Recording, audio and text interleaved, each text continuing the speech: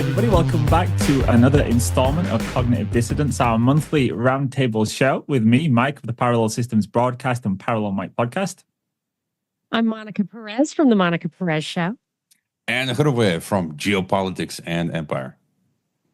Well, welcome back, both. It's really nice to see you. And yeah, we've got plenty to talk about tonight. We're not going to run out of ideas.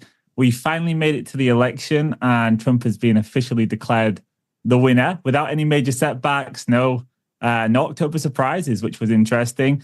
And I'm looking forward to getting both of your takes on this one. You are both American citizens, so I'd love to find out really just what the general mood's been in the last, let's say, 48 hours, in the last few days, and particularly today. So I'll begin with you, Monica, because you are over there in the US, and then we'll go to you, Hrvoje. So, Monica, how are things in the US, and what's the vibe like over there? Well, there's definitely an air of euphoria that is it's so separated here, left and right. And so I was listening to Fox this morning, which is the kind of Republican station, and they had a lot of guests on. And the constant theme, and this was also true during the election, I won't go off on a tangent until you want to talk about the run up, but it is really coming through that they feel like this is like a divine moment. There's definitely a lot of like, this was God's answer. We are on the right track now. God has saved this country. There's euphoria in the markets. You can probably speak to that better than I can, Mike, but there seems to be some irrational exuberance in the markets. And then on the side of like CNN and the left stuff, it seems to me like nobody cried this time, but I feel like there's a kind of shock that people didn't realize that Kamala was going to lose. Whereas I'm terrible at predicting these things, but there were a couple of things that I saw that prepared me for like, this is where it was going to go. One was the betting. So you're allowed to bet on presidential elections. So I was looking at UK betting where Americans can't bet. So it isn't like wishful thinking. And consistently they had Trump winning. The odds were in his favor. But here the polls, they kept telling us that the polls were 50-50 dead heat, but I didn't really believe that.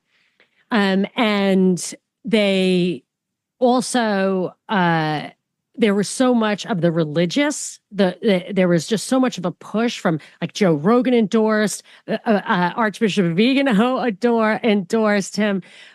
Even Ron Paul seemed to endorse him at the end. So then I felt like they're serious about getting the actual vote out as well as making it seem plausible. So like, I actually think it may have been, he really legitimately won the popular and the electoral. But I think the left is a little bit reeling. Before the election, I remember people saying, if Trump wins, it's Armageddon. And well, I actually do fear the World War III acceleration that I think is coming in the Middle East from this. That's not what people were worried about. They're worried about, I think, like fascism, hate, homophobia, like that kind of stuff that they're worried about. Totally different from the things that I'm concerned about, but I feel like there's a shock. Yeah, I think you picked up on some of the really important stuff, so we'll draw some of that out. But before we do that, Hrvoje, what about you, buddy? How's it going in Mexico? How's your family and friends in the US responding to this? Is it different to Monica, or is it pretty muted over there in Mexico in terms of the election? It's just another day here in Mexico. Sunny day, life goes on as usual. And I was actually thinking this morning that I kind of, I in some ways, whatever, we'll talk about this, I feel like the deep state still won under Trump, but it is sort of a relief where at least we don't have to deal with as much of the woke madness. And I was just thinking that I don't think it's good to get so caught up and hyped up in politics, because I keep going back to this. It's almost like a religious cult, and it's just like, okay, we got this president, let's get on with life. Why do I have to daily be thinking about, in an idolatrous way, this person or that person who's going to save me? That's religious. And I'm like, I don't think this is good. And America, by far more than other countries, is much more caught up in this sort of religious, political, civil religion fervor than other countries. Most countries is just like, okay, you just live your life. But I did have a call with someone that I know in the U.S. yesterday, and they were telling me, I was shocked, I didn't know this, that where they work, it's so woke. And so this person is Catholic, and they have to keep their mouth shut because the workforce, like all they talk about is woke, LGBT, Kamala Harris, Trump is crazy. They are forced to put the pronouns in their email sign-offs. And I can't imagine working in a place like that. But hey, by the way, finally the news: Kamala concedes right now. So Kamala has finally conceded, and I think I may have mentioned this on AM Wake Up yesterday with Steve Poikonen, that my view was we have different scenarios, but I felt that Trump was going to be put in. Remember, I think we've talked about this in months past, that there was going to be this Gnostic New Age theosophy backed Trump coming back into power, which has happened. Tucker and Alex Jones talking about demons. And I did write in my Substack on Monday for paid subscribers, my analysis that, what did I write? I said that my guess is that Trump wins and civil unrest ensues, although we might get Trump without major civil unrest. And I had told Steve yesterday that I think we might see a smooth transition into Trump. And then, of course, the other scenario that I did say was they might put in Kamala, and then all hell, breaks loose, and that's not what we got. So I have so many responses to that, Mike, but I don't want to derail our lovely round table. No, please jump in. Yeah, I've got plenty to say too, so I'll hand it to you first. Okay, I'm going to go bottoms up from your comments. First of all, people were anticipating some unrest and that the jury wouldn't be in or the vote wouldn't be in by the end of the day. And then and I totally felt that way too. But then this morning it's like we're always playing the last, reliving the last battle. They're much more creative than that. However, they're not so creative that they don't draw on previous patterns and archetypes. So what I actually think, and I'm trying not to be negative, and I have a viewer comment I want to bring towards the end of the show about the balance between being negative and being hopeful and being realistic.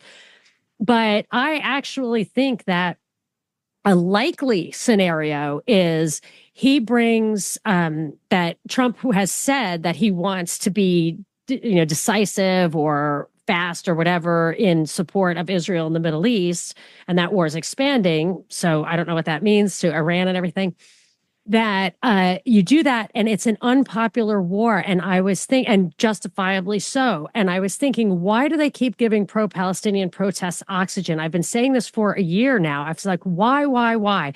And now I think that because if Trump accelerates, those people who are on the left, it will, or so far, most of them, it could ignite a level of civil unrest in the entire Western world in the same magnitude, paradigm shifting way as Vietnam in the 60s. So I feel like that's not the civil unrest we're getting around the election, that we're being teed up for, and not even a civil war, but for that scenario. As far as going to work and having to keep your mouth shut, I have to say, my son goes to public schools. He's the one who has Down syndrome. He's older. He's 22, but he's still in the school system. And it's California. They're very Democrat, and he falls for it. And he's like, I'm going to vote for, Biden's my president, whatever. I don't really care because in California, your vote basically doesn't count.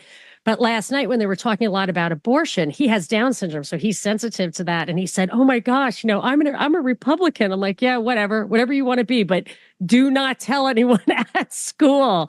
Do not go in there and say that at school. You will be penalized. And he solemnly accepted that. And then the last thing I will say is, one thing that disturbed me goes right with what Hrvoje opened with, is that while I was listening to Fox, and they were talking about all the religion, all the spirituality that was being brought to the table here, the host kept saying, but the color isn't black or white, the color is green. And it's not the environment on Fox, it's money. And she was saying it's all about money. People need to put groceries on their table. Then there are commercials for Bible health care and all of that. And I thought, the money changers are in the temple. Like it is in the same mouth of like, this guy is our savior because he's going to bring down inflation, which of course having tariffs is not going to bring down inflation. But the fact that in their mouths, those two words together, and they were just like, he's, sent from God to improve the economy kind of thing, just edit a couple of sentences out and that's what you've got. And I thought it's idolatry. Yeah, it is. It is, for me as an outsider looking in, I'd say it's probably the weirdest and most, at the same time, quintessentially American election I've ever seen. It was so weird, but then it had this big Hollywood vibe to it. And I would say Trump's campaign especially, you had the Hollywood assassination attempts, of course, which we've all discussed. That's actually what led us to creating the Cognitive Dissidents. Then we had him the day after going to a Bitcoin conference, which just imagine that you had an assassination attempt, then you're at a big Bitcoin conference. And then what else did we have? We had he was working at McDonald's. Then he was on the most popular podcast in the world. So lots of twists and turns on his side. RFK Jr. jumping into it. And then also what you said, Hrvoje, this whole deification of him and this religious element that was infused. And all of these people came from the woodwork, like Russell Brand and Jordan Peterson, and then they were part of it too. So his campaign was, I would say it was almost foot perfect or picture perfect, not perfect, however you want to say it. Like he never put a foot wrong. It was perfect. And it happened in just 3 months, which is kind of amazing when you think about it, that transformation and to have all of these events lined up. And then on the other side of it, you had Kamala Harris, which I would say, and I'd love to get your guys' take on this. Like it looks to me like the worst and most hollow campaign that there's probably ever been. Like it feels like it was a complete non-entity. Almost like even she knew she was just there for a participation trophy. Like even she didn't look like she wanted the job or believed in it. But I would say the weirdest part of it all, and there's many contenders for that, was probably the religious side of it. So Hrvoje, I'm going to throw it to you because I know this is something you've been talking about for a long time. And it's all happening, right? The new age, deification, cosmic Christ, it's coming at us fast. Yeah. You mind if I throw up? I had a bunch of clips that I wanted to run through just real quick.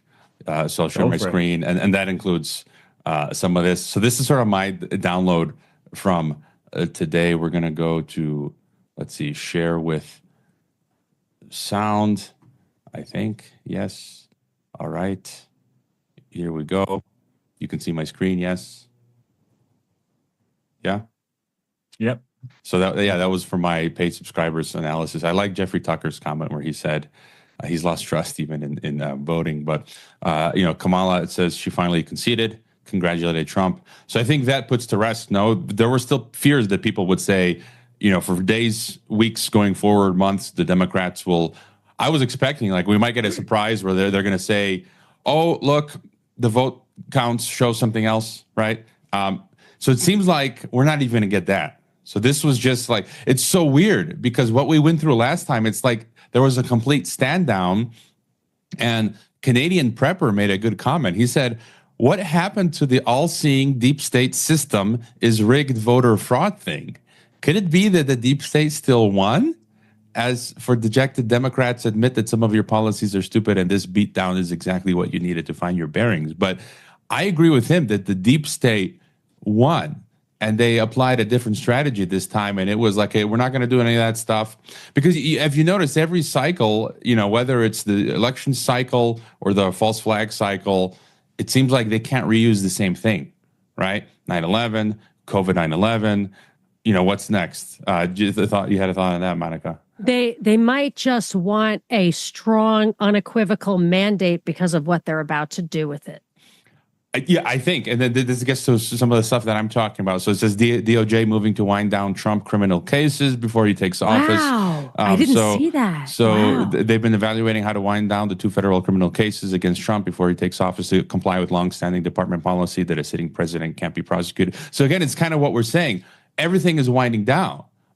It's too perfect. It's too good to be true. And then the other things I was mentioning with Steve Poikonen the other day, like the fact that Alex Jones's court case is wrapping up and he's conveniently being able to switch away from remake himself, be reborn And then there was another example I can't think of recently. But then you had just some of the comments. You're seeing people say, I've never voted Republican in my life before yesterday. Nobody in my family has either. I raised money for Hillary, voted for Biden. I even joined anti-Trump protests 8 years ago. I'm a data point. And then this comment you guys maybe have seen. Let's listen, Scott Jennings. So again, I think all of us doubt the whole Trump thing, but these are some basic truths, I think. He's won the national popular vote for the first time for a Republican, for the first time since 2004. This is a big deal. This isn't backing into the office. This is a mandate to do what you said you were going to do. Get the economy working again for regular working class Americans, fix immigration, try to get crime under control, try to reduce the chaos in the world. This is a mandate from the American people to do that. I think I'm interpreting the results tonight as the revenge of just the regular old working class American, the anonymous American who has been crushed, insulted, condescended to. They're not garbage. They're not Nazis.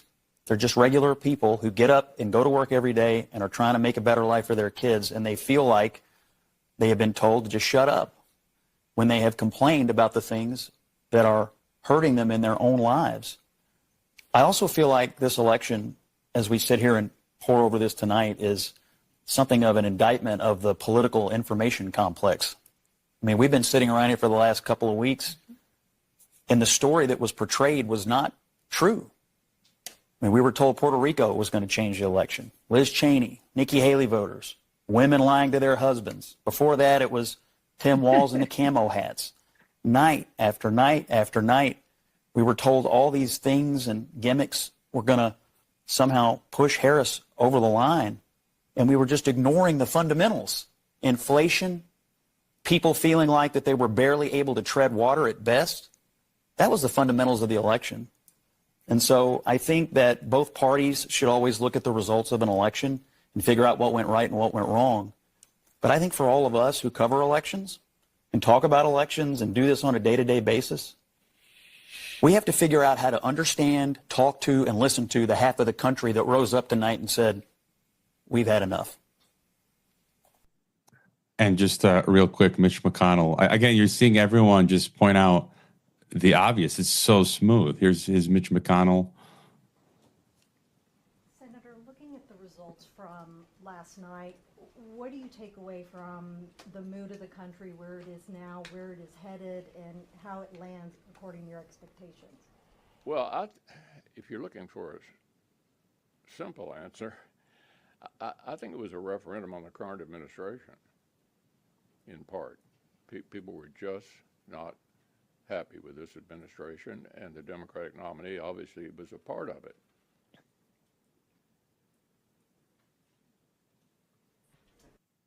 So there's that, and then in Germany, did you guys see this Zeit online published F-U-C-K as their title? So the Germans are like F-U-C-K. So I've got more, but I'll stop there for some of your thoughts, maybe. Yeah. I don't know where to start with it all because, I don't know who it was that was in that first video because I'm not too clued up on the politicians in America. But, he sounded very convincing. And if I was watching that stuff day in, day out, and I wasn't somebody who'd maybe done a lot of research into these things over the past, 20 plus years, it's really convincing. And you actually feel like, yeah, poor Americans, they are hurting. Inflation is high.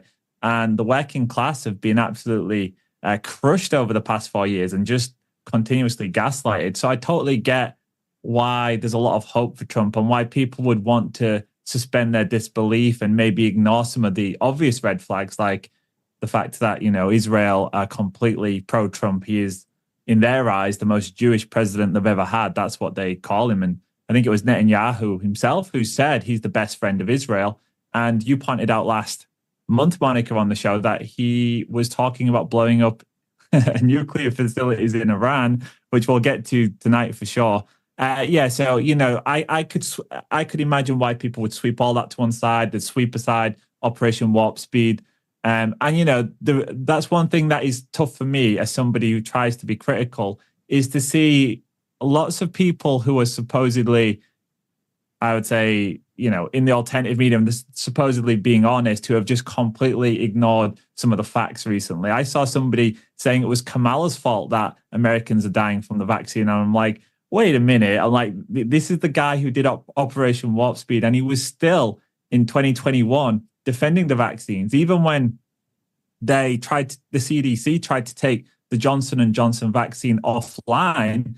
He was the one who came out and said, no, that's the wrong decision. And of course, his best friends are really good friends with Woody Johnson, who is heir to the Johnson & Johnson empire. In fact, he was the ambassador to Great Britain in Trump's administration.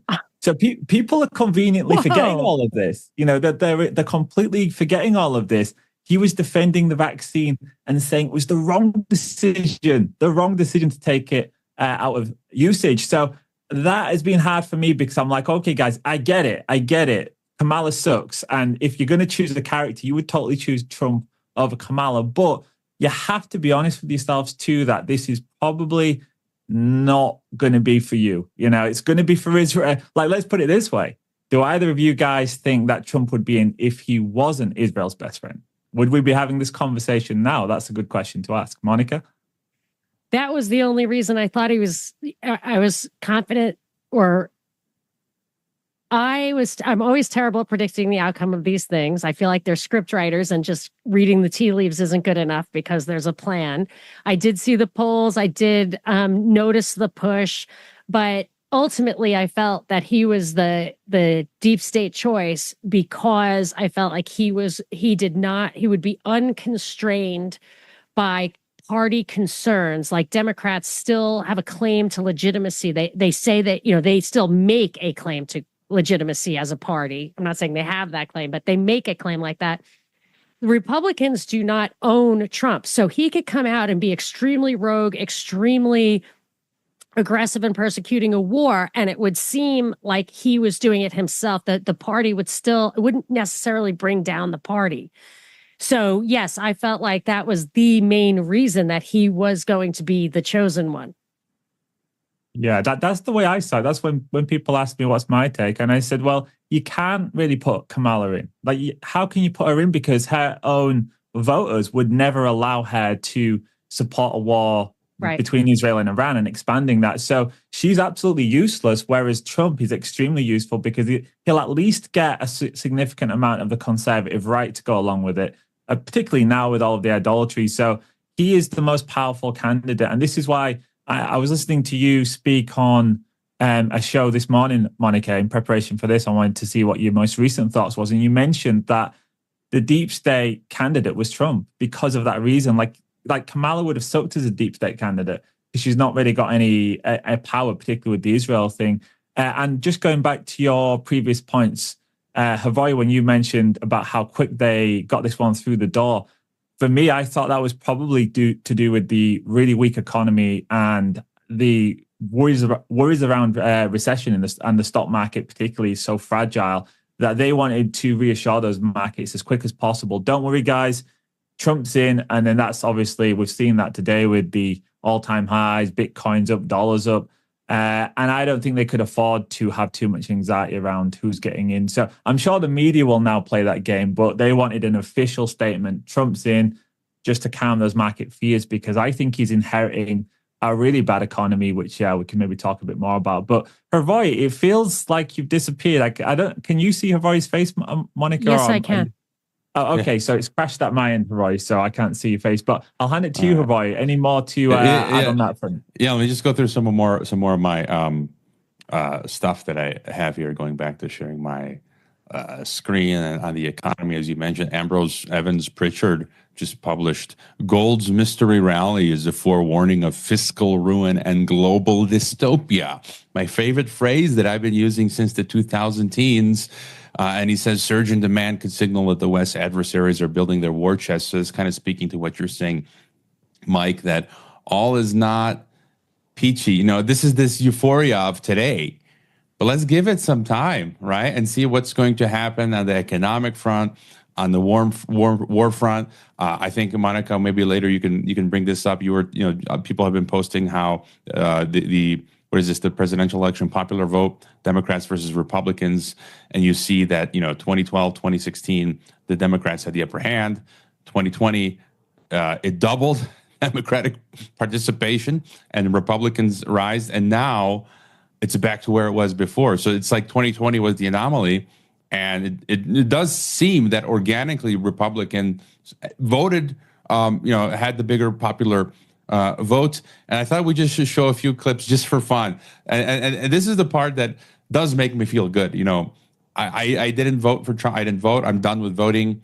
I think Trump is a deep state man. But this still makes you feel good, doesn't it? This is a guy says, here's a woke liberal globalist lamenting Kamala's lost and saying he'll be back 2028. It is not over for Kamala. And all of you celebrating a Trump victory before the votes are even fully counted, may I remind you that a lot can change at the last minute. And even if we do fail to win the presidency for Kamala, after all the work I've done for white dudes for Kamala over the last few months, we will return in 2028. Kamala 2028 will be the greatest political comeback the world has ever seen. Not just America, but the world. And I firmly believe that Kamala is still the best person in the whole of the United States to be the president of this country. And if we band together now, if we pull back some of those white dudes who went for Trump this time, by growing the White Dudes for Harris campaign, we can make a permanent change. We can put the MAGA crowd away once and for all. And I'm dispirited. I am dispirited by what has happened, but we can't just give up. We can't just stop now. It's so close. It was so close. There's just so much hate in this country. So much hate and misinformation from Elon. And we've got to fight back. We've got to fight back. Kamala 2028. We're coming back. Okay, I'm realizing now I think that is a parody, but still, it's still funny. Well, he's not. He doesn't have real tears, so he's either faking or he's joking. But this next one I think is not. But the fact that you can't tell the difference between parody and reality is where we are for sure. No, that's where I'm sure there are real people out there like this. Yeah, for sure. Yeah. Here's this lady lamenting in her car. I'm sorry. No. Why? See, that seems real. Why? Yeah. Why? Do you really hate me that bad? I'm sorry. No. So that was real. That seems like a genuine reaction. Like, I think people feel that way. Yeah, there's many more clips. People They can't accept it. Yeah, and then real quick, Young Grillo, who he's been on Rogan. I've had him on my podcast. He's down in Mexico. He says what Trump means for Mexico. Trump's victory owed much to concerns over the border. He'll pressure Sheinbaum to use the Mexican army more consistently against migrants, and U.S. military strikes against cartels are a real possibility. Oh, yeah. So that's interesting just to think about for the Mexico context. And I'm even talking to Mexicans like, we're so fed up with the cartels. And I'm like, I'm the last person you'll get for foreign American intervention anywhere. I wouldn't even want them in Mexico, but it's so absurdly ridiculous what the cartels are doing in Mexico. It's just like at this point, I honestly wouldn't be against USA coming in to go against cartels. Seriously, like you would not. No, I'm like do something because they're literally left and right chopping people's heads off, extorting small business owners. People that I know. There's people that I know whose siblings are on the run from narcos. They're kidnapping people in town here. What if they lifted the total gun ban for law-abiding citizens? Would that help? I mean, that'd be awesome, but I don't think communist Mexico will ever do that. What was the latest story? In a hospital, like cartels just walked into a hospital, shot a guy in his hospital bed, killed cops, and it just it's devolving into total lawlessness. So I'm at the point like, look, it's that bad. It's that bad. What do you think of Sheinbaum? I think I'll stop the share here, but I think I've said this before. I think it doesn't matter whether it was Scheinbaum or any other two other options, because it's almost similar to what in the U.S. because they're all bought and paid for. Politicians are not running the show anymore. We are in this global Agreed. public-private fascist partnership where in Mexico, Agenda 2030 is deployed. BlackRock is running it. Rockefeller Foundation is running Mexico. Yeah. McKinsey Consulting, the plethora of United Nations agencies. So Scheinbaum is just the manager, right? There was in that 2010 Rockefeller Foundation futurism scenario that had the 4 different things, and everybody was focusing on Lockstep, where, do you remember the thing I'm talking about? There were 4, and one predicted the COVID thing. There was a different one that was more, I think, more telling, Hack Attack or Lockstep, which one of the two, that said governments would really lose power and the foundations would actually be the de facto world government. And that, what you just said, made me think, and I thought that was the thing that was happening. It's the same. It's the same for America. You know, Derek Bros. I liked his tweet. I just shared it. What did he say? He said, "Where is it?" I retweet. He says somewhere right now, Peter Thiel is celebrating. He put a president and the VP in the White House. The Bilderberg Group must be pretty happy about this. Of course, the truth is the predator class was going to be happy regardless of which puppet was in. Can I make a couple of responses to some of the things you said? Is that okay, Mike? First of all, I remember they rectified some problematic voting law in Georgia fairly recently, and people, it was like a way of like, this is great. What do you think about this? They're not going to be able to steal the vote. And I said, well, what I think about it is they want Trump to win. So this idea of the mandate, the popular vote, because you had shown that chart of the popular vote finally for the Republicans is up.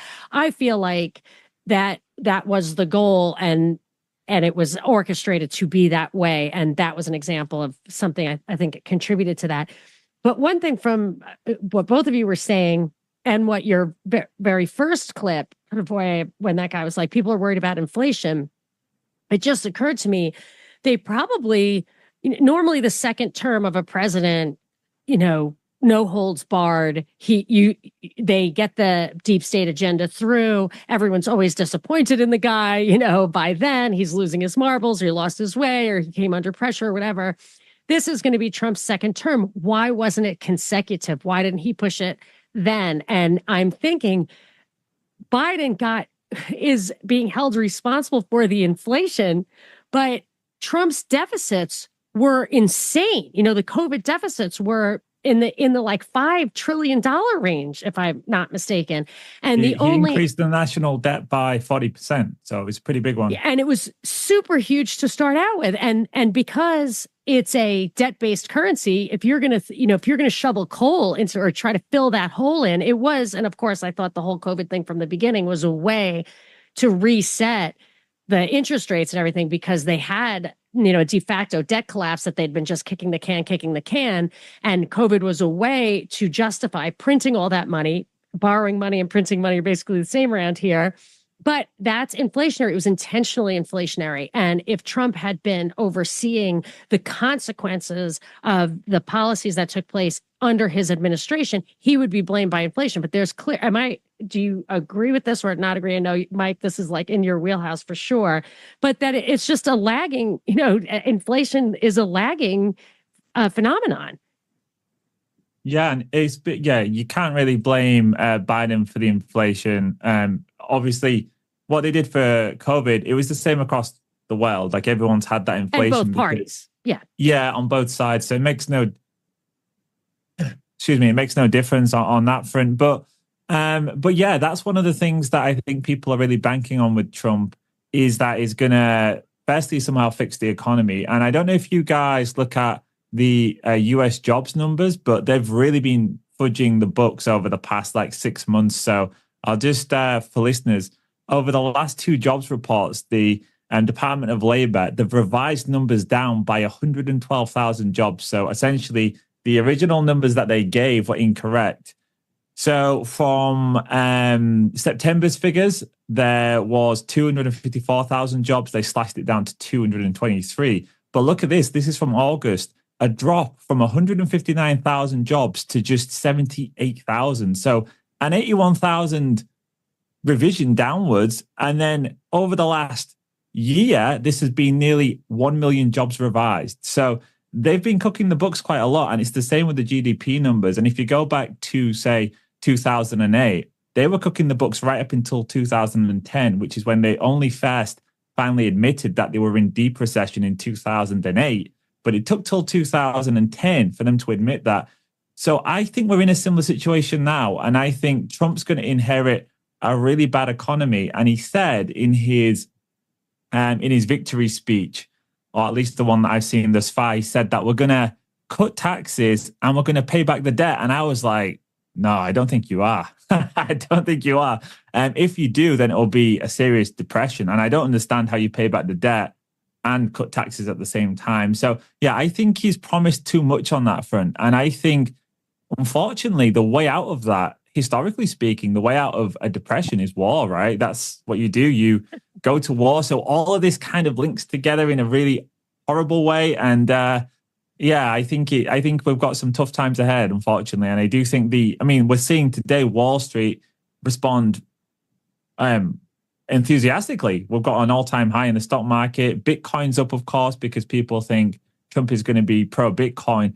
But in terms of the real economy, I don't think that's going to be fixed. And like you said, Monica, in terms of blaming the last administration, and listen, I hated that administration. They were pathetic. But yeah, you can't blame them for the inflation either, because we've all got that inflation. And, in Poland, we had a right-wing government. In England, we had left. So on both sides of the divide across the world, we had inflation.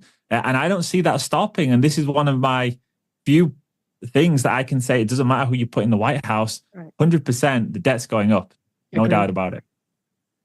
And they just said, the CNBC says Bitcoin could reach 100,000 before the presidential inauguration. And if you don't mind, just again, going back to my share screen with some more clips here. Someone posted, so this was funny. I think this is from, I forget which movie this is, maybe a Big Short.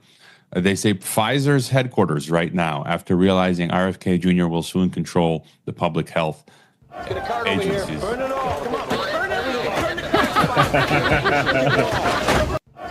it. So again, it goes back to what you're saying, Mike, where it sounds nice, like it's funny, but my comment was, I have no hopes whatsoever that anything will happen to Pfizer. And I've read, I'm abroad here in Mexico. I'm an American expat. I have to pay. I still pay income taxes to America. Like I'm forced to. I have to, right? Because I'm as a self-employed. I have to pay tax to America, even though I'm a Mexican citizen living in Mexico. I have nothing to do. It's insane. There's no way for me to get around it unless I work for someone, which now I'm working for myself. When I was working for someone, I had to pay 0% tax. But there were rumors, there were reports that Trump is going to do away with that rule for Americans living abroad having to pay tax. And also they just said he's going to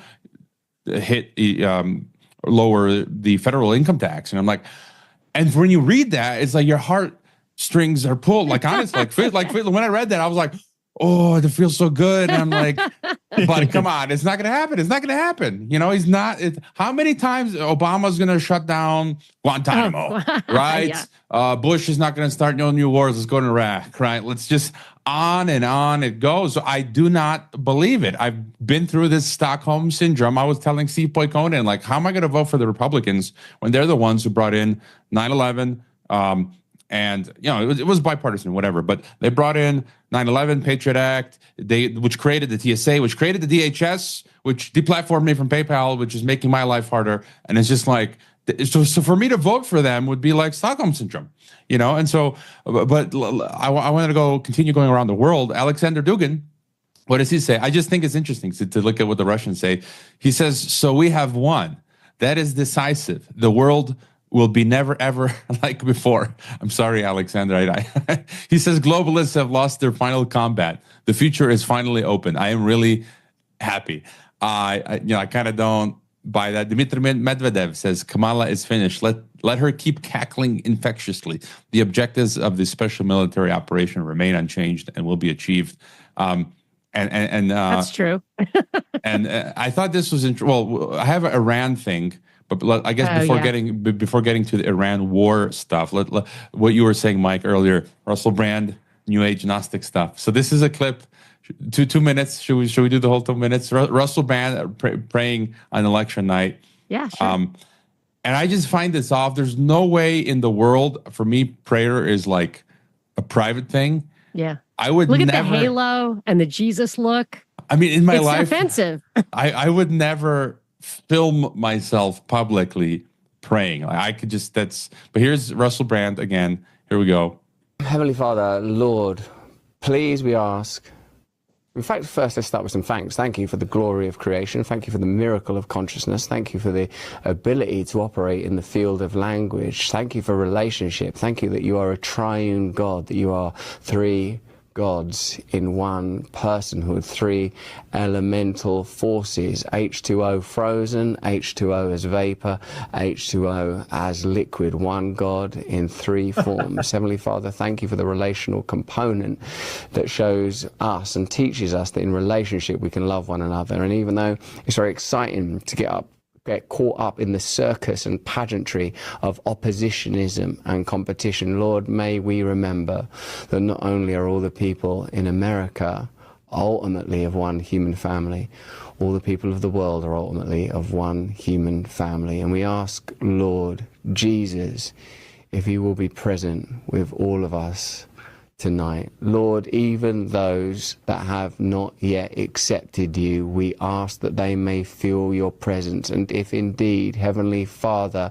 you do conclude that this is to be a time of disruption and chaos, we would ask that beneath the chaos we might yet feel order.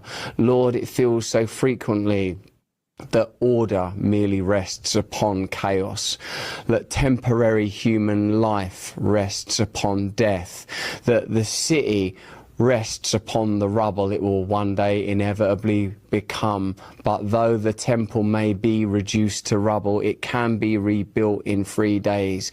Lord, I ask that we feel that the ultimate temple is the temple of our body, which ought and must be a dwelling place for you, Lord. I ask that you inhabit us individually and collectively, Lord, that even on a night like tonight that is about competition and measurement and power and the meeting out of power and the communication of power and the conduct of media and posturing and who can stand closest to the light and who gets the shine of the King, Lord, I ask that we remember that there is only one King, you, Lord Jesus Christ, and we ask for peace and harmony in your name. This we pray in your name. Amen. In the name of the Father, Son, and Holy Spirit. What about I think if God got that on his voicemail, I'm pretty sure he pressed next within like 2 seconds of it, like boop. And he got it wrong from the get-go. It's three persons and one God. Yeah, you said three gods. No, well, maybe it wasn't a mistake, Monica. No, right. Maybe it wasn't a mistake. You know, they have that satanic thing. It's like Jehovah, Lucifer, and Yahweh. Like they think it is three gods. Blech. Well, it's there's a bit of one world in there, a little bit of order out of chaos phraseology, and I've talked before. E511 Ministries does some good work. I've discarded Donnie Darkin because he turned out to be a fraud recently. But Aaron in Writing is a great X account, and he's along these lines. He says, if Christians are to be deceived by the peace and safety offered under Antichrist, such a rallying cry must come from a generally trusted source. In our context, the right wing. He goes on, he says, you're about to witness a concurrent mass landslide right along with the presidential victory into kingdom dominion theology by myriads of professing Christians. From darkness to light is one of the most profound deceptions orchestrated by Satan himself to deceive the very elect, if possible. And he talks about kingdom dominion, which is the post-millennial view. I'm more like pre-millennial. I take the Bible more literally in its prophecy. But there's these people now in Christianity who want to bring heaven on earth by force, which from my view is not what the Bible is like talking Judas. About. We're supposed to be more apolitical. Just live your lives, be good, repentant Christians aware of our sins, preach the gospel socially, right? and not get too caught up in politics. But these people want to go full dominionist, theocratic, which is, I think, what he's saying, that this is the Satan's playbook. So yeah, those are most of my shares. Thoughts on that.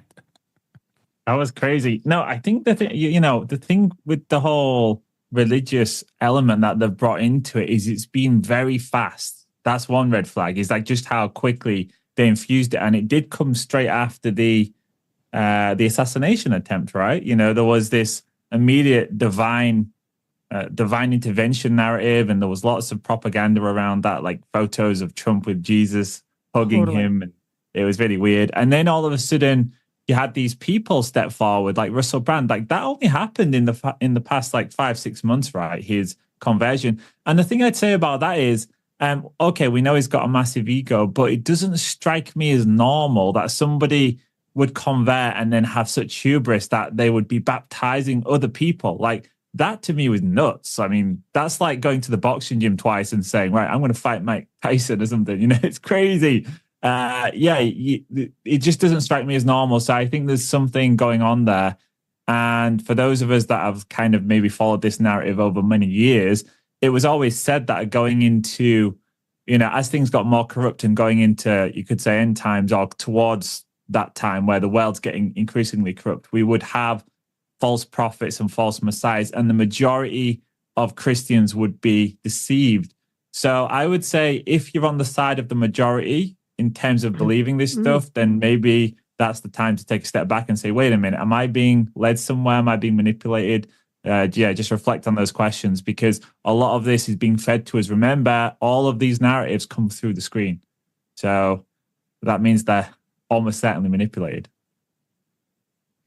I can't help but feel that I was raised Catholic. I was away from the church for a long time. I returned to the church. I sent my kids to a pretty traditional, extremely traditional, small Catholic school that was basically run by homeschoolers, because although I was totally indoctrinated with like the Baltimore Catechism and my parents were super Catholic and they taught me all of the foundational principles, I didn't feel totally confident that I could impart that to my kids. And I felt even if they rejected religion or God or Catholicism later, that it was absolutely critical for them to have the foundation, like from the beginning. I think I could be wrong about this, but I think the Epicureans, they kind of did away with the myths and they allowed, you know, their sensory indulgences, but they were totally ethical until they had kids who were raised without the myth, and then the kids were kind of debauched. Maybe it's true, maybe it's not, but that's what I was thinking.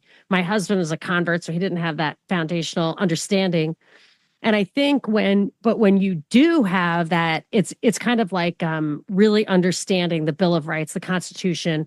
Ron Paul really tapped into that archetype, which I didn't even know people had other than me, except for when I was on the radio, and it just enlivened people. Of course, that's the zeitgeist, I think, that Trump hijacked.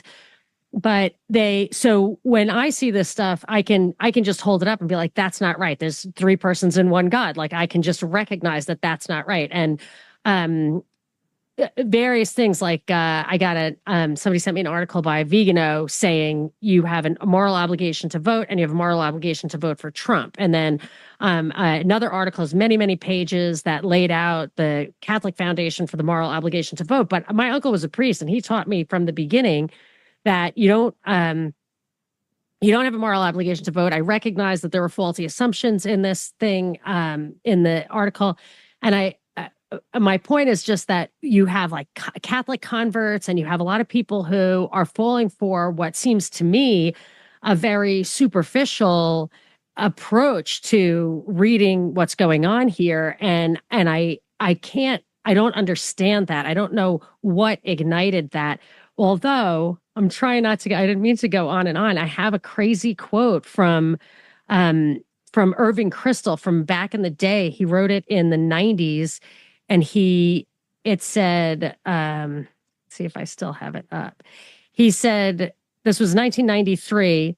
Irving Kristol, Bill Kristol's father, who was part of PNAC, embracing the religious. He said, coping with the religious revival is something that conservatives and the Republican Party are not yet prepared to do. Religious people always create problems since their ardor tends to outrun the limits of politics in a constitutional democracy.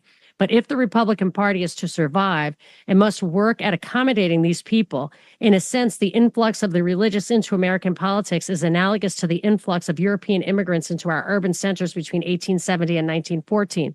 They created many problems, but the Democrats welcomed them while the Republicans shunned them. That was the origin of the natural Democratic majority. The Democrats are never going to be able to welcome the religious, but if the Republicans keep them at arm's length instead of embracing them and shaping their political thinking, a third party and a restructuring of American politics are certain. One way or another, in the decades ahead, they will not be denied. So Irving Kristol was a neo-Trotskyite and a lot of other things. He founded neoconservatism. That's what this book was about.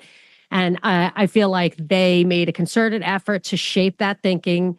And I think it's secular in its origins in a way. And that's why it can respond to these secular prompts. Sorry, that was way longer than I meant it to be. But I want to understand it better.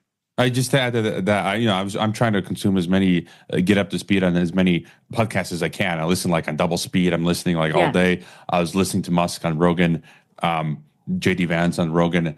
Not because I particularly love these people, because I think this is what we need to do. We need to be listening. I got to be listening to Dugin. I got to be listening to Rogan, Musk, all the fringe, everything, and then getting it in and then figuring out what's going on. And JD Vance was talking about how he converted to Catholicism. And it's that trend, what you were talking about, Mike and Monica. It's kind of weird. And that made me think of my interview with J. Michael Waller, who was CIA. He went with worked with the Contras in the 80s. And in his book, he details, it's just wild that he said what the CIA was doing was crazy. And so they had to sort of work outside the law or the institutions. So he would go to a Catholic church, J. Michael Waller. He went to a Catholic church, and the head of the CIA, I forget who it was at the time, it was Casey or someone else. So he was instructed to go to this Catholic church in America. This is Sunday, whatever Sunday, and then it would be the CIA director. He'd walk right by him and whisper something to him, and it was his code name. Which then, when he went to Nicaragua with the Contras, he told them, and they were like, "Okay, this is our guy." And it's like, so there's this Vatican, Jesuit Catholic integration to the military intelligence, global deep states. Was it Gladio, P2, all P2, this Masonic stuff? And so I think that plays a role into Vance, and I don't know I can't even keep track of everyone who's Candace converted. Owen did it. Tony Blair, Newt Gingrich, all converted to Catholicism. It bums me out. So I feel that's this global. Other people have written books more on this. I've visited I had like 10 books on it. Yeah, I was actually checking out. You have Alfred McCoy's book. I've got that. Yeah. You got Gary Webb's Dark Alliance there. I was looking at that. But I visited the Order of Malta's headquarters in Rome, which is not open. It's the rarest passport. They have a passport. Yeah, and I think they play a key role in this global deep states. And I did want to bring up the war topic. I don't know if you have any, before going to that, Mike, any thoughts on what we're talking about? Yeah, no, I think that's a good place to move on. But before we do, just for a little bit of comedic relief, before we get into war, it might be a good time to drop this one. Did either of you see the video of Trump simulating a blowjob with his microphone the other day? No. Is it real or like? I'm going to show you. You can tell me what you coming. think. Okay. Let's share my screen. Okay, so this one's the one. I've got two. So I've got Trump, where this is one of the weird things based on what you guys were just talking about, which is Trump saying, "I'm not a Christian." Like, why do the Christians follow somebody that is openly telling them they're not a Christian? So I'll just share this one with you first, because I'm sure you've seen it, but I found this one really funny, especially the way that he says it. Can't hear it. What's that, Monica? Can't hear it. Oh, okay. Let me just. I was getting some noise. Yeah, a little bit after you played. Yeah. Okay, more. Yeah, I'll just change the volume settings on here. Maybe the volume on the actual little picture there, that doesn't look like it's maxed out. Like on the actual screen within Twitter. Yeah. Yeah, There. yeah. Okay. Tell me if you can hear this now. And Christians get out and vote just this time. You won't have to do it anymore. 4 more years, you know what? It'll be fixed. It'll be fine. You won't have to vote anymore, my beautiful Christians. I love you, Christians. I'm a Christian.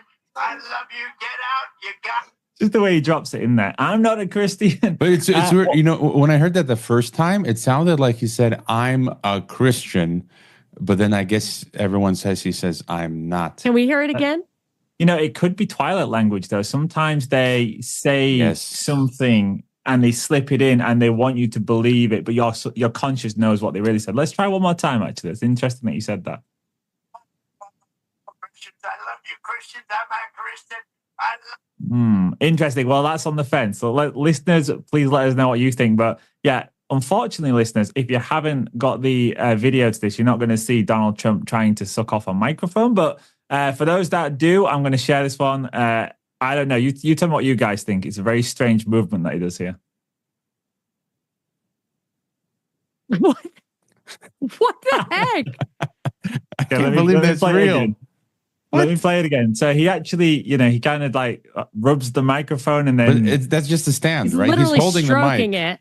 Yeah, he's holding the mic. I've watched the full clip. He's complaining about the height of the microphone stand, but I don't know why you would pair these actions. Stroke it of and bob hand your and head. mouth. That's what he's Yeah. doing.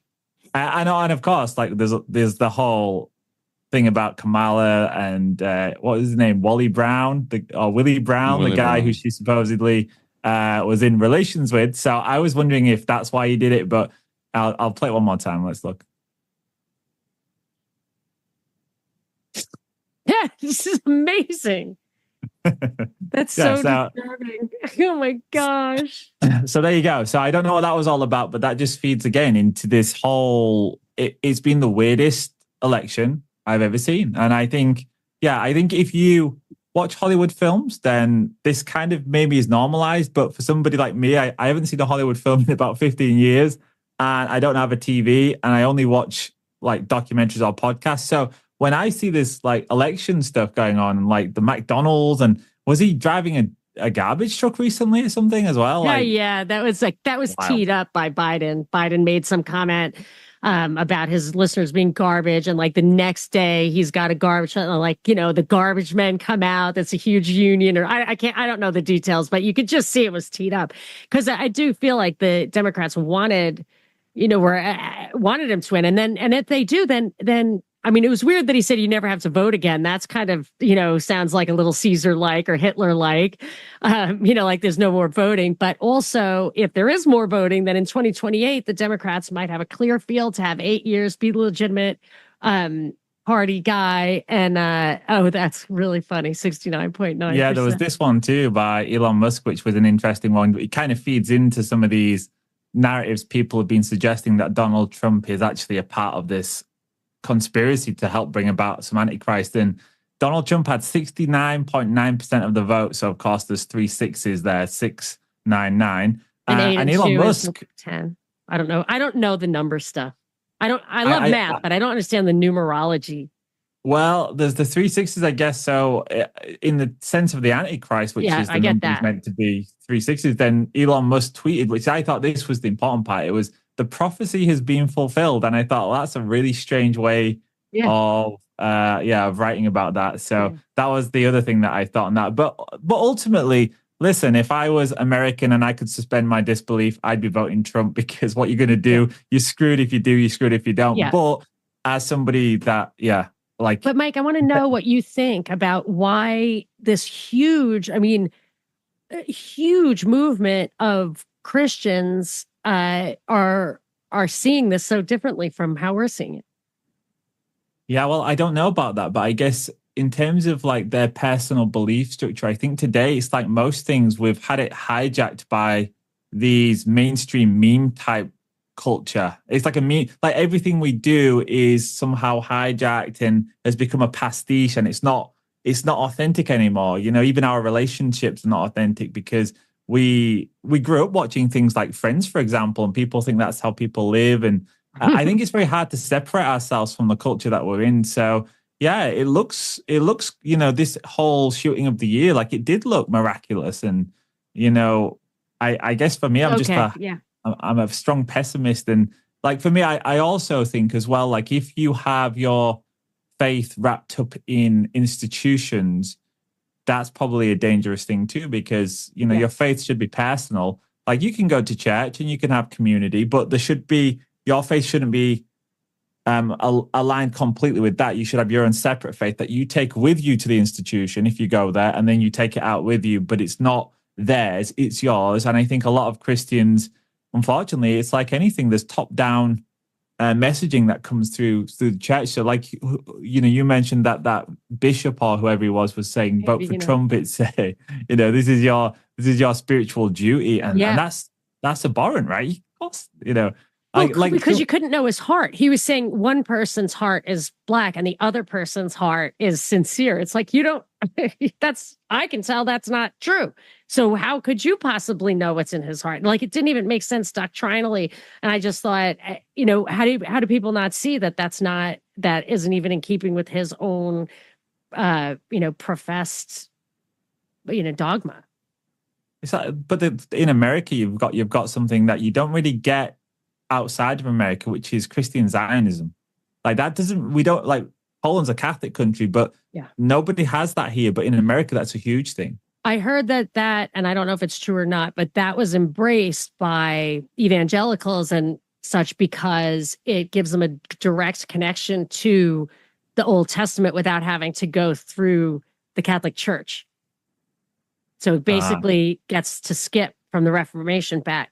You know, I mean, I don't know if that's true or not, but that's why Catholics don't do it, but you know, Reformation post-Catholic. All right, okay. What do you think about that, Hrvoje? Could that be possible?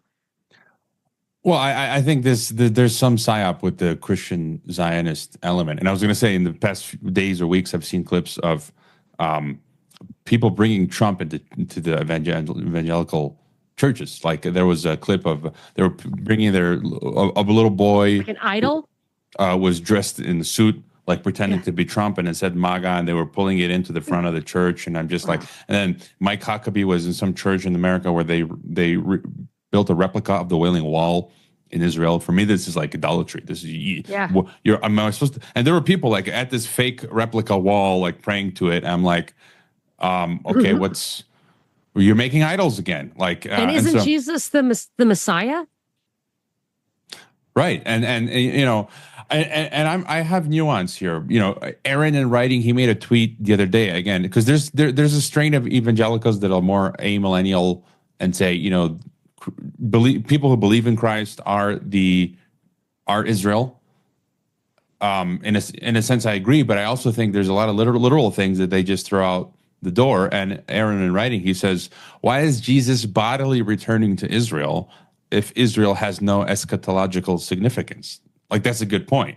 So there is importance to the existence of Israel today and Jews.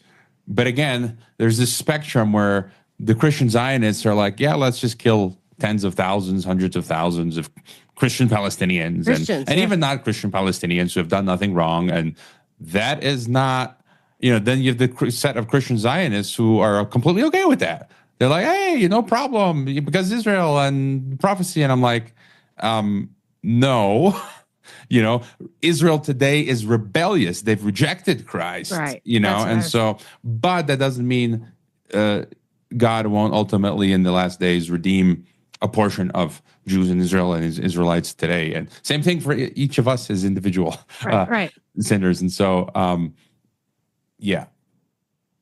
I think that's a good segue. It's a good segue to where you wanted to go next, Monica, which was to war. And we know that Israel, of course, has got a very obedient servant in Trump, I would say. He's given them a blank check. He's written them a blank check and said, you know, I will be your biggest supporter. And they openly say that too, that we want Trump. So he was the man for Israel. And we've also, over there, where you in Hrvoje, we do have a Jewish Mexican president. We've got a Jewish Argentinian. He just fired his finance minister and he changed the swearing in ceremony. Did you hear about this? So he fired the finance minister because his own party actually voted to remove the embargo on Cuba. And of course, America were outraged at this. So as a retaliation to his own party, which shows me that Argentina, they've got some discord internally now. This Milei thing's not working out, I don't think. But he fired his finance minister and then he replaced her with a new finance minister who's Jewish. And he changed the swearing in ceremony. So it had the Torah involved, which was unprecedented. That's never happened before. We've also got over in Britain, actually, Keir Starmer, his wife's Jewish, and they have a Jewish family. So you've got really all of the deck. I would say, look at it this way. We've got the deck stacked for Israel to do something major if they want to, especially now Trump's in power. So I'll hand it back to you, Monica. What are they going to do with that array of characters? Hrvoje. Oh, is it Hrvoje? Sorry, Hrvoje. You idea. take this one. I'm happy to talk I about it. literally just looked. It's just so funny. I looked on that on the feeds right now. It just came published. Benjamin Netanyahu calls Trump's election victory history's greatest comeback. Your historic return to the White House offers a new beginning for America and a powerful commitment to the great alliance between Israel and America. And again, let me share my screen because this is what I wanted. I thought this was important that has been missing with all the election hubbub. I'm not sure if I'm sharing with sound. Let me bring that back. Okay, yeah, it is. It has to do with Iran. So everything you just said, Mike, stars have aligned for Israel. Netanyahu, I just tweeted that out. And so I came across this clip, and the description says, in Iran, a student harassed by her university's morality police over her improper hijab didn't back down. She turned her body into a protest, stripping to her underwear and marching through campus. This is in Iran, defying a regime that constantly controls women's bodies. Her act is a powerful reminder of Iranian women's fight for freedom. Yes, we use our bodies like weapons to fight back a regime that kills women for showing their hair. This happened at Tehran's Science and Research University. She has since been arrested by authorities. Be her voice. # woman, life, freedom. Latest reports that I saw was that she was whisked off to a mental asylum. Iranian regime said she went crazy. And that doesn't mean she that's what they would do. But so I'll just play the clip real quick. She's walking around in her underwear at university in Iran.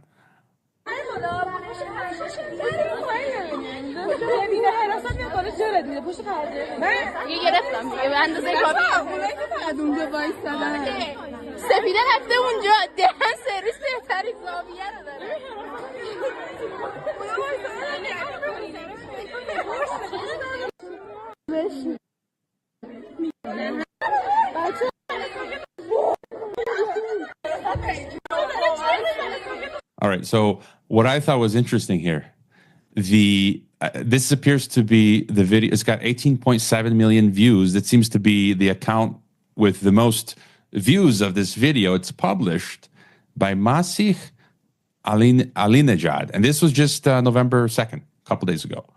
Who is Masih Alinejad? Iranian journalist, activist, president of the World Liberty Congress. You go to their website. So I tweeted out from their website, their partners are National Endowment for Democracy, Freedom House, yada, National yada. Endowment for Democracy is a CIA front or whatever. Right. I'm going to show you this other graphic for people watching. Alliance of Democracies, that's linked to like NATO. And so it's this Freedom Iranian House. activist is a total front from NATO, Color Revolution. And this was published like 15 plus years ago, U.S. Interference Network for people watching. It really shows the network. So the CIA used to run regime change in the late 80s, 90s. They realized they can't do it so overtly. They created a plethora, a spider web of countless NGOs, which are fronts for the CIA operations, which run regime change, undemocratic, totalitarian coup d'etat regime change.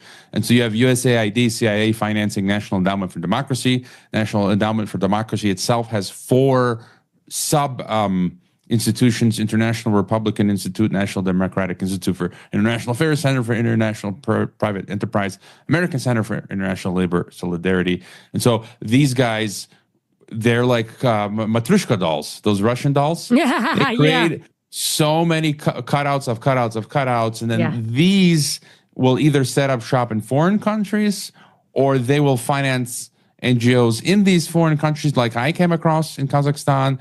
And then they're linked to Freedom House, which also finances this lady's World Liberty Congress, Albert Einstein Institute, Open Society. And then they will finance, provide the financing, training, logistics, media coverage to these activists in these target countries like Iran. And so my point here is, isn't it interesting I can stop my share now. Isn't it interesting the time? And that was being retweeted. I saw some people who retweeted that video. Richard Branson, right? Billionaire. And you can probably guess all these liberal, globalist, mainstream figures, media, activism, musicians, billionaires. And it's just like, let's couple that then with, wasn't it J.D. Vance who said he was okay with war, I think, on Iran, Mike Pompeo coming in, Trump saying Iran, trying to assassinate him, the Shah of Iran, his son, right now. He was at NatCon, the conservative, main NatCon, like a month or two ago. What did he say? He was basically saying, look, we need to get rid of the regime in Iran. I'd be happy to be the president, I just bought his dad's book. I was like, if anybody's going to tell the truth. After what we talked about last time, you'll have to let me know if it's I'll let you know if it's worthwhile. Worth the read. But my point is, I watched all of his interviews after you two guys mentioned him, and and I started playing them on my show. He was brilliant. He was such a statesman. I mean, I'm not admiring him, but he was obviously so educated. I have to find out if maybe I would admire him, but he was so well spoken. Well, you can admire his candor and his fluency, and he was not afraid. His diplomacy. Yeah, he had balls for sure. He had the support of his people. He got killed, I think, didn't he? Yeah, probably. He had a horrible cancer. He died of. He was in the U.S. He was let in for cancer treatment, and then he died. But I guess my final point, just before giving it to you guys, it just seems Trump came out and said he's going to, I think in his election last night, it's like 2 or 3 in the morning, he said he's going to end wars. But I just have a feeling he's going to be the man to lead us for war, because you need someone more competent like a Trump administration, not Kamala or Biden, to take us to war. Number one, logistically and administratively, to take us to war. Number two, to get buy-in from conservative patriots who are going to be the cannon fodder for these wars. And so I think, and you already mentioned with Israel, so I just feel like we will be going to war, and Trump will be like, look, I didn't want to go to war, but look what happened. Some stuff is going to be happening. And again, this clip is funny. It just came out coupled with Reza, the Pahlavi's son, saying, hey, make me president of Iran. And so you guys' thoughts. Well, I'm happy to just comment on, I agree with you that I feel like, yes, a war is not prosecuted by committee. It's not really a democratic thing to do, which is why empire is unconstitutional for us. We can't have a government of by and for the people when it comes to war, because that takes secrets and, you can't really do a good job of it if you're actually asking people to consent to it, because by its very nature, violating other people's sovereignty and stuff, you just don't have that right. You don't have the authority. So yeah, it has to take somebody who doesn't really care what the party says, whatever. But throughout the night, as I noticed, like the Senate, I believe it's clear that the Senate is going to be Republican, right? Is that not true? And that the Congress so Trump's Republicans will control the Senate and make gains in the House. But I don't know for sure. It's not crystal clear how the Congress is going to shake out, but the Supreme Court also is conservative leaning. And I feel like to the extent that you do need financing, I mean, obviously a declaration of war is something they don't do anymore, but I feel like a unified Republican government, even if, that's another paradox about the Christianity, the religion, is that they of course, you can't have violence, you can't kill, you can't steal. So they have to couch it in terms of self-defense. That's tricky. They did that with 9/11. They tried to make it seem defensive by saying we were attacked on our soil. Now I feel like they're saying, I saw a clip from Sarah Palin many, many, many years ago before she was even tapped as vice president, as governor of Alaska, saying in a church, this war, the Iraq war, is from God. That was a quote. This war is from God. And I don't understand how they can possibly make that sound right. But the fact is, I think people will feel like some religious zeal, especially since we're talking about Israel, with whom they feel a religious connection, like a profound religious connection. I think you've both hit the nail on the head there. Yeah, they're going to pair this religiosity that they've created around it. And Trump might be given something like, let's say, the Ukraine and Russia war. If they're already planning to wind that down, they could give him that to make it seem as though he's the one who helped make that happen. So he gets a victory and people say, yeah, look, he's anti-war. Then you mentioned there that America usually gets dragged into a war with an event. So yeah, for sure, we could see some kind of event and attack on America. And also, if you pair that with the, attack on Israel, then you've got the religious element too. And you've got Muslims versus Jews, and the Christians are being attached to the Jews. And it would be a tinderbox, right? Because in Europe, we've got a large Muslim population as well. Lots of migrants who have been placed all across Europe. We've still got Christians as well in churches. So yeah, I could see this getting really messy, Hrvoje. What do you think? Do you think that is going to spill out into Europe too? I really hope it doesn't go down that path. That's the worst case scenario for a Trump presidency. I think if that doesn't happen, then Trump actually will look, for all intents and purposes, and probably do some good for America over the next 4 years in the limited capacity that he has as a president. But if it does go down that path, then I think everyone loses, and it doesn't matter what else he does. If we all end up at war with Iran, I think that's a third world war. So I really hope it doesn't go down that path. I think he might wind down. They might wind down Ukraine to focus more on the Middle East as things explode there. But Moldova was just eaten by EU. There was an article recently. You might see the Ukraine war expand into Moldova and Transnistria. So it's really hard to say, because I could see the globalists, they have different strategic plans, and they could expand Ukraine, Moldova, Transnistria, and then all bets are off. They could wind Ukraine down and really start World War III with Iran and Israel, which ties to what we're saying before, the religious eschatological elements, right? And then it seems like they will be going to war with China closer to 2030. So it could be one of those, two of those, or all three.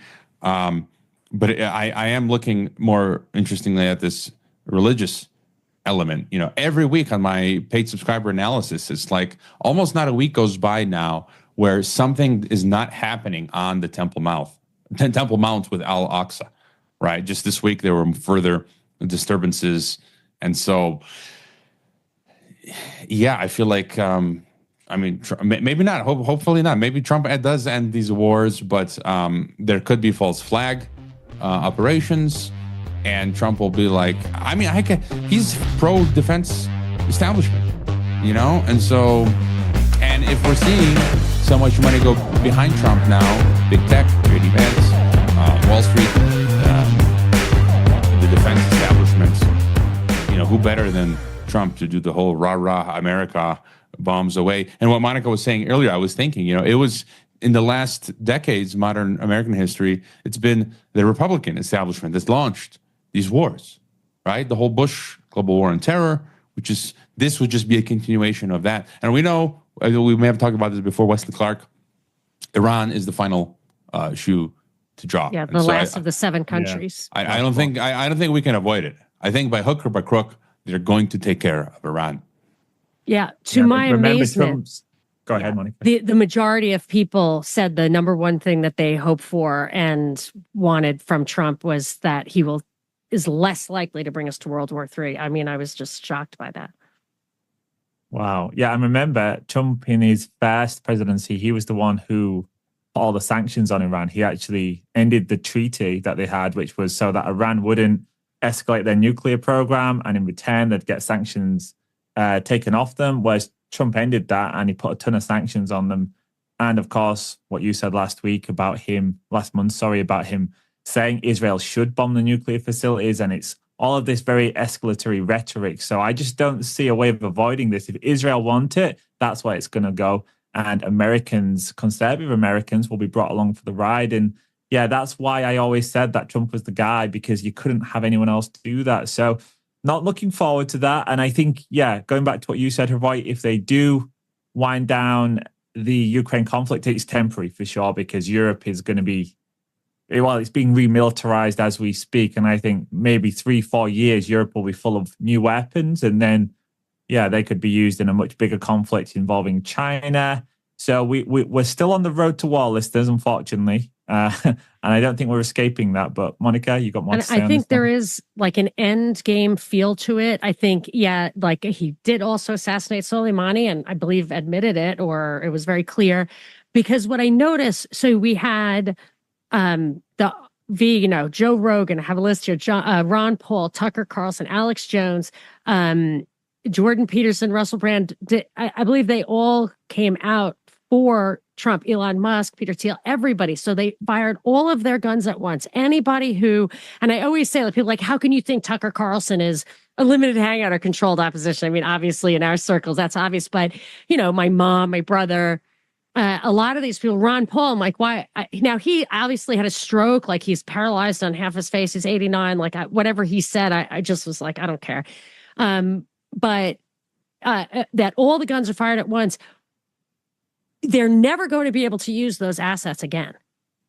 So this is it. Whatever it's all about, whatever it's all for, it's now. And it seems like war with Iran was the thing. And it was the Republicans always, Democrats aren't a peace party. They're doing Ukraine. But the Republicans always threatened about war with Iran. They're going to have nukes. I don't even understand why Iran is the target. The only thing I can possibly think of is that it's a bookend of the Middle East and you can just level the whole damn place, and that they do want to restructure it. And I was just stopped over in Seoul, Korea, my Asian tour, and I was reminded of something I noticed in Frankfurt also. You have a war that flattens a place. Every building is new, or every building is from that era. The building that goes on when you have really destroyed the infrastructure of a place, it's almost as if they have a lot of bombs they want to sell. They've got to use them, re-inventory, and then they got a lot of Halliburtons, they got a lot of building companies. They just need to great reset the entire, earth, so that they can build it back better, and all I mean by that is they need to sell more crap. If the broken window theory works, if it's not your window. Fantastic rant. They want to do Pan Am districts, Hunger Game districts, and I've talked. I think before I mentioned this on our last roundtable that they have a plan for a EU, NATO-like Middle Eastern Union. Yes. So, yes. And it's funny. I was reading NEOM, the number one smart city project in the world, which is Saudi Arabia's NEOM. It's only going to be 1% of its projected size, and good. Tens of thousands of people have died. And I've been wondering, like, have the global elites already been hunting humans in the Maze Runner in smart city in NEOM? And so that's probably what it comes down to. But yeah, I'm pretty much all out of those are most of my thoughts on the whole Trump stuff. And yeah, I think so too. I mean, ultimately, it at some point comes down to, can they not go to war? Can they afford not to? Because the financial system is in such a state, and they needed COVID. Like, COVID didn't happen. COVID was needed, and it came just in time to bail out the system one more time. We've come to the end of that. All of that money, all of that inflation, it's worse. People are struggling. The economy is in dire straits, and they're going to need a stimulus wave of money far greater than COVID. And that can only come with a major narrative. So if not war, where will it come from? Ultimately, that's why I always go back to. It's the financial system, and all of these crises because of that. It's because of the debt-based system. So unless that can be solved, which we know it can, they're going to have to kick the can down the road. And that leads me to think there's going to be a big crisis, and I don't know what it is, but unfortunately, all signs do point to war. So, yeah, let's watch this space. I just have a quick question for you guys. Two big things that I've been worried about, for a long time, more of the health lockdown or climate lockdowns. Do you guys feel like those elements get put way on the back burner because war, or what happens to those things, which were going to be big global levers? I still fear that coming in. I don't know when or how, but it could be just like last time with COVID, where it's quiet, it's 2024, 2025, 2026. And then, bam, something comes and then like you wake up the next morning, something's happened. And here in Mexico, it's like, oh, you can't enter. You have to download the QR code to the digital apps. And it's just kind of like, I feel like they could do that again. And war could also be used for, rationing. The financial system went down. Now we all got to download that. It's going to be like, download the app to do this. And if you don't, you're going to starve. Too bad. Like the government's just going to be like, you're going to see lines, and it's going to be like, you got to download the app to do this. Yeah. And you're already seeing this in different parts of the world, even here in Mexico, where like, they're pushing you to download. What was it? The World's Coin, Orb. Look to your orb for the warning. Monster Magnet. I don't know this. They've opened a headquarters in Mexico City, and at Rappi, which is like the Uber Eats in Mexico. Like every day I see Rappi drivers passing on motorcycles, people ordering their foods. Like it's crazy. And Rappi made a deal with WorldCoin, Sam Altman's WorldCoin, where now they're going to be deploying in retail shops in Mexico the orb. And you'll even be able to order an orb to your house to scan your soul, to scan your eyes. And like this is the crap that's happening now. And I could see them deploy that eventually. They want to do it. And you mentioned COVID was one context for that.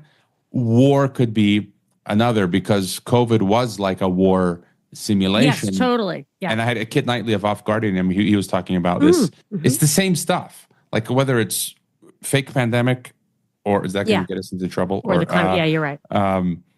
War, it's both is rationing, both is free speech elimination, because you can't criticize the war, you can't criticize COVID, and so on and on. Right, voluntary but this war as well has that really powerful element in that most nations are completely split, right? Because you've got the left who are totally anti what's going on with this genocide, so they're going to be totally against the war, and I don't think you're going to get them supporting a war with Iran. And then you've got the conservative right who will get dragged along. There you've got your civil war narrative. And if you have a few choice events, now you can start to do all of that social control and authoritarianism, which will be cheered on, I think, by the right if they engineer it correctly. And Trump's already mentioned the national ID at the border. So there you've got your technocracy. Trump, good friends with, this is a funny one. I remember looking at a YouTube video it was a Twitter video just the other day saying BlackRock tried to kill Trump. And I'm like, BlackRock? I'm like, Larry Fink managed Donald Trump's money for about a decade. A week ago, BlackRock just bought shares in Trump Media, BlackRock, Vanguard, and State Street. Yeah, wow. they're really good. He's got to cash out. There's talk of Larry Fink actually being put in as secretary of the Treasury, which would be wild. Imagine BlackRock in control of the Treasury, which could happen because they're very close friends, Fink and Trump. So who knows? But I think you're going to see technocracy, and it's going to come in through Silicon Valley, and then at some point it will be applied via the state because of internal crisis and chaos. And Europe's way ahead of you guys on that, so we're screwed. Can I give you one more little tidbit? I want to keep you guys, but something that I want to let you know. Let me give you a heads up. I was looking at the committee that was evaluating the Secret Service's response to the assassination, or whatever, like the Secret Service failure at the assassination attempt in Pennsylvania. And they made recommendations of how to restructure the Secret Service. And they said they did, I think, 3 things that caught my eye. One is to put all the different departments of the Secret Service really just reporting to the one main guy. That Secret Service should be interoperative with every 2 years doing practices with every local police force. Not every place where somebody was going to go, but they should already be interoperative with every police force, and that it should be controlled from somebody outside the Secret Service. And I was thinking like Eric Prince or a mercenary situation, and that's your national police force, in my opinion. That's what I'm worried about there. And I feel like if you're going to bring in the pro-Palestinian protesters as the civil unrest element at the same time as you have a war, then you've got that crackdown that you can kind of command and control, but you use your locals will do it. And again, the right is super pissed at the Secret Service for letting Trump down. So they're not going to say, oh, we made a huge mistake. We didn't really want these reforms. So I'm not trying to be doom and gloom. I just feel like that's something to keep an eye out because I didn't hear anybody talking about it. No, I think that sounds perfect. And I just have one more thought and screen share. Here it is. This is a book. So I've interviewed Marin Katusa. He's a Canadian Croatian, and I interviewed him about 10 years ago. 11 Skyped him into my class here in Mexico, but it wasn't recorded. It was sort of a poor quality. But he wrote this book, The Rise of America: Remaking the World Order.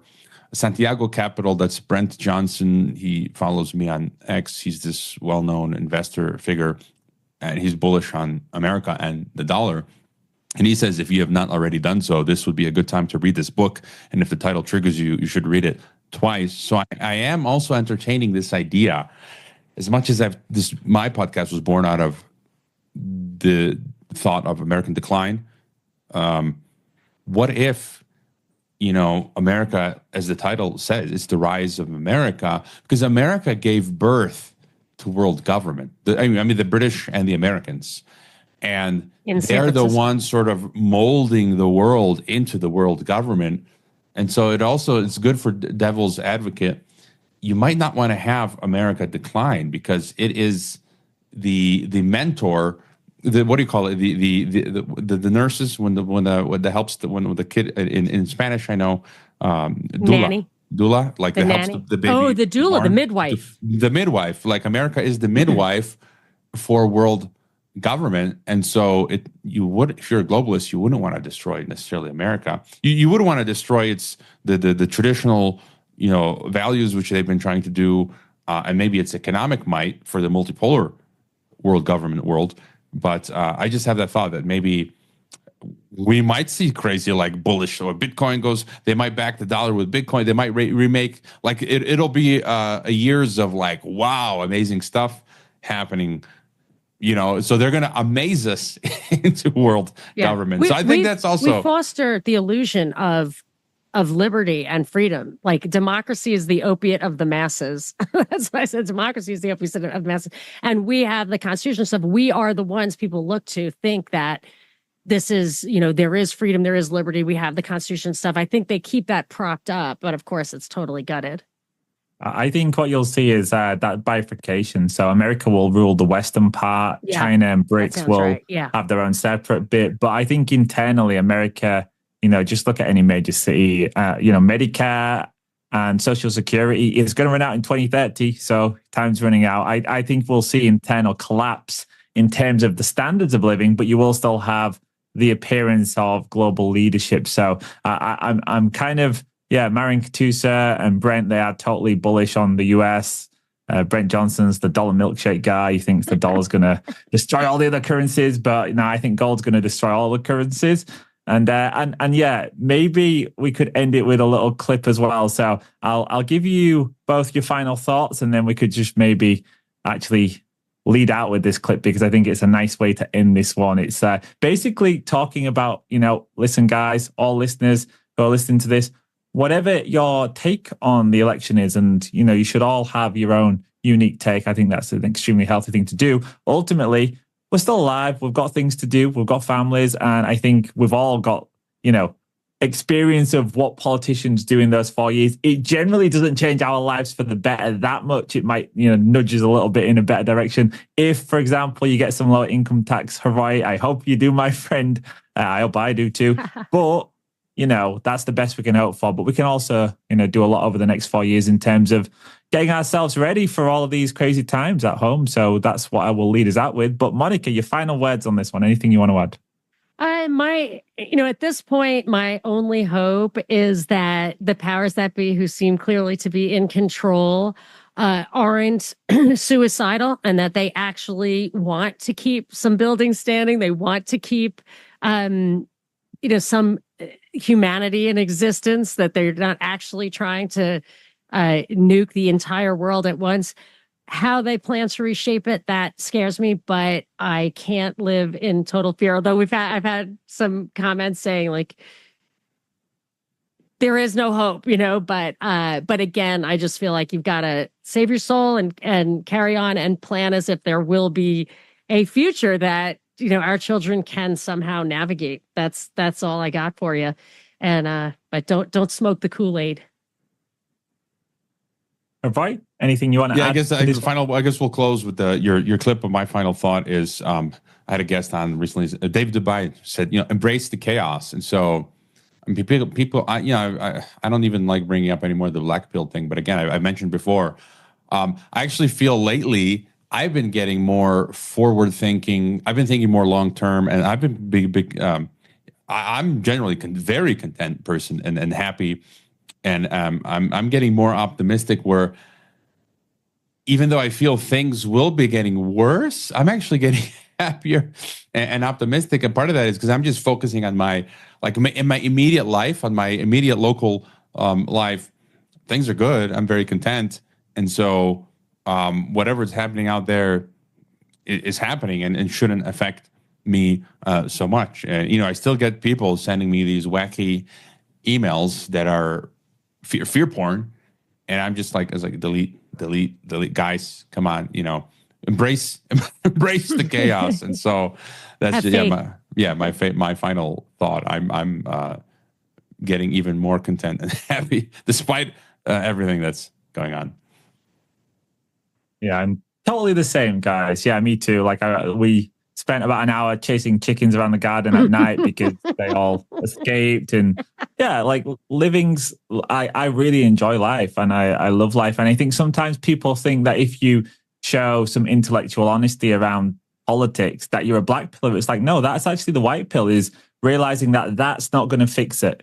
And if you keep going through that cycle of believing it's going to fix it, you'll not take action at home and take responsibility. Whereas, you can vote, but I would say really focus over these next, 6 months to a year on what you can do at home, and your life will get better. Like, that's always a winner. So anyway, that's what the final clip is that we're going to play out with. So I'm just going to share this one with you. I don't know who this is. It's a woman that I found on Twitter, but I liked kind of her sentiment. So I'll share this one. And yeah, thanks so much. Shall we do our goodbyes now or afterwards? What do you reckon? Let's do that now. By the way, that's Rachel. What's her name? I forget it. No, Gary Wedler, something like that. She's part of the Independent Media Alliance. But yeah, I guess people can check out all of our websites. Links in the description. And I guess we'll see people in the next either Q&A or a roundtable. They can just follow our websites for that info. Should we run around and say what those are? I'm Monica Perez saying goodbye. You can find all my stuff on the Monica Perez Show favorite podcasting platform. That's my handle on Twitter and my URL, monicaperezshow.com. All of that. Thank you very much. Thanks. You'll find me by putting in Parallel Mic anywhere. I don't think there's another Parallel Mic out there, so just stick that in a search engine. But parallelmic.com and YouTube Parallel Systems. Geopoliticsandempire.com. Excellent. Well, thanks so much, guys. It's been another fantastic show, and we're going to play out with this woman. Who was it, Hrvoje, that you said she was called? Carrie Wedler, I think. Carrie Wedler. Here we go. Breaking election news. No one is coming to save you. Not him or her. Not even him. Not her. And definitely not him or him. Despite the rhetoric, platitudes, and grandstanding of power chasers, if any of these people genuinely intended to save you or even could, they'd already be dead. But why do so many people feel they need a politician to save them in the first place? Because things are so bad. But how did they get so bad? People have been voting for politicians to save them for generations, and for lesser evils almost as long. And after all that, we got this dumpster fire. How are politicians going to save you from the messes they created? Yep, that includes this guy too. Despite the years of programming we all received that voting is our voice and makes us free, the opposite is true. We're indoctrinated to believe it's the most effective way to make a change, usually to fix problems the government created. And in participating, we choose masters for others and call it representation.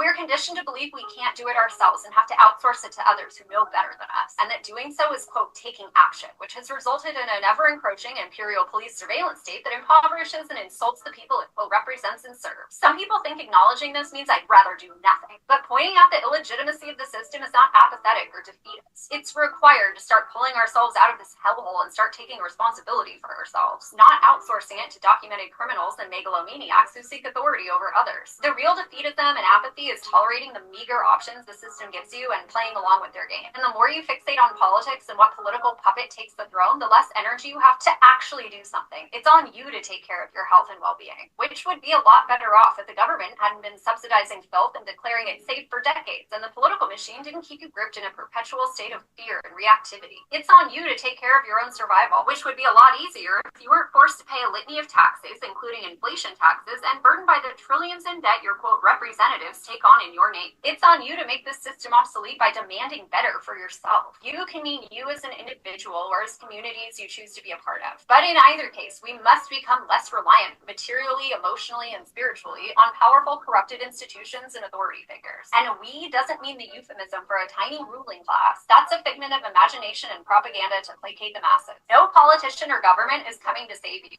And the sooner we as individuals and communities recognize this, the sooner we can come up with actual solutions and actually save ourselves, which is a lot more effective than perpetually voting for evil to stop evil and being shocked that evil remains in power.